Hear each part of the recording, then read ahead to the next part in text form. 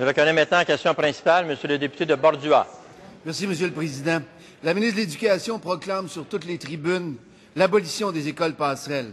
Mais à l'évidence, pour acheter le droit d'angliciser leurs enfants et leur descendance, les francophones et les allophones devront payer aux écoles privées non subventionnées des montants importants pendant 3 ans. Ces écoles privées serviront donc de passerelles incontournables pour acheter un droit. Les écoles privées non subventionnées sont des écoles passerelles. De plus, Monsieur le Président, ce projet de loi fait naître 3 classes de citoyens, des riches, des pauvres et des pauvres avec mononcle riche. En plus, les pauvres enfants des écoles passerelles devront se soumettre à une grille d'évaluation.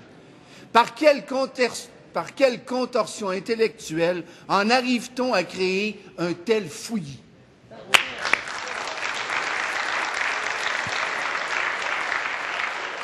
Madame la ministre de l'Éducation, du loisir et du sport. Monsieur le Président, nous allons le réitérer. Le projet de loi qui est devant nous interdit les écoles passerelles de façon claire et nette.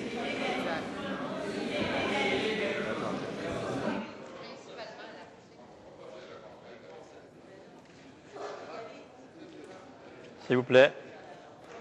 On a un collègue qui a posé une question. Il s'en transmet une réponse. Il y a pas d'autres personnes qui sont autorisées à prendre la parole pour l'instant. Madame la ministre. Si je suis le raisonnement du député de Bordua, Monsieur le Président, une école anglophone est une école passerelle. J'ai jamais entendu quelque chose d'aussi gros. Privé, anglophone, une école privée.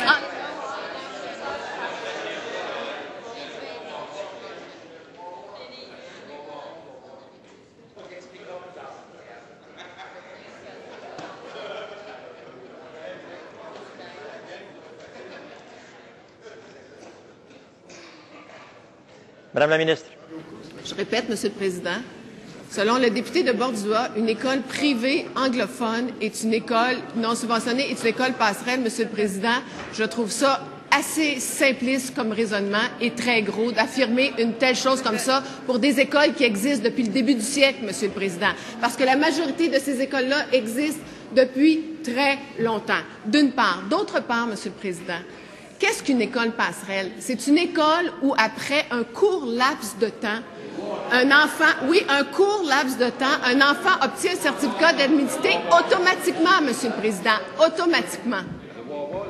Que la seule présence pendant un certain temps donne la possibilité d'avoir ce certificat d'admissibilité. En terminant. Monsieur le Président, ce n'est pas le cas. Aujourd'hui, nous allons définir ce parcours de l'élève et ce n'est pas vrai qu'en payant, il va obtenir son certificat d'admissibilité.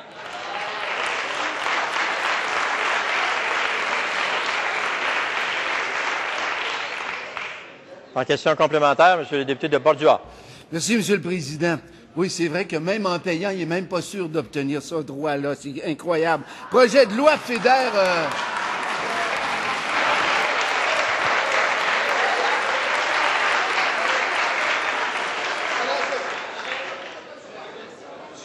Un instant, Monsieur le député.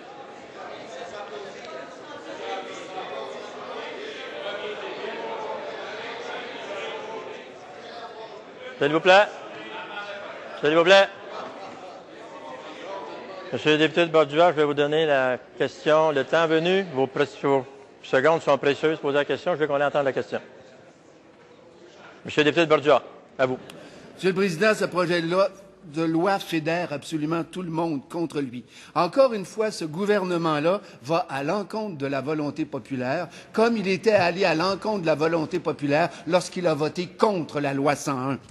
Il va à l'encontre aussi de l'avis du Conseil supérieur de l'éducation qui recommandait l'application de la loi 101.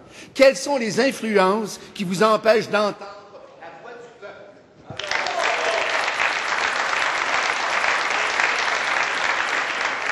Madame la ministre de l'Éducation, du loisir et des sports. Bien, Monsieur le Président, je veux remercier le député de Bordua d'enfin admettre que dorénavant, au Québec, nous n'achèterons plus de droits constitutionnels dans nos écoles. Merci, Monsieur le Président. Merci au député de Bordua. Merci. Enfin.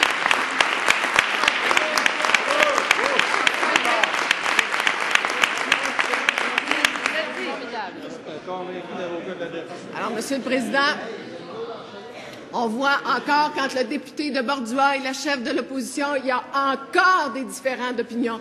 Monsieur le Président, il est évident... En terminant. Il est évident, Monsieur le Président, que dorénavant, un parcours authentique devra être défini selon des critères précis, transparents.